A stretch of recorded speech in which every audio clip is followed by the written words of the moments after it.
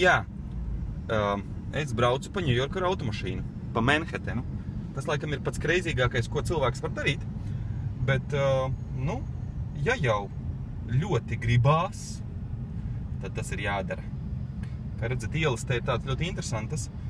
Šobrīd ir 6:40 no rīta un jau sāk veidoties pirmie sastrēgumi. Te pīķa stundas skaitās no 6 līdz 10 rītā un tad no 6 līdz 8 no 5 līdz 8 vakarā. Tagad pagreizi, nē, tā īsti. Nē, vēl uz priekšu. Te mums uz tuneli ved, bet mēs gribam braukt pa George Washington Bridge, jo gribās izbraukt nedaudz pa vietējiem scēniskiem ceļiem, jo no rīta, kamēr mēs braucam, vēl kaut ko varēs redzēt gaismu, atpakaļ brauksim pa melu tumsu. Tā, vai šeit jāgriež pa kreisi? Griežam pa kreisi. Tā, kas tas mums ir pa strīti?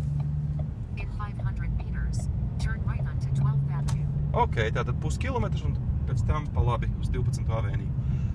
Tāda, lūk, ir Ņujorka, jā, tā ir Manhattan, tā ir tāda, mazāk apdzīvotā Manhattan. Par galīgiem debesskrāpjiem mēs nebraucam, bet iespaidīgi, tas viss ir iespaidīgi.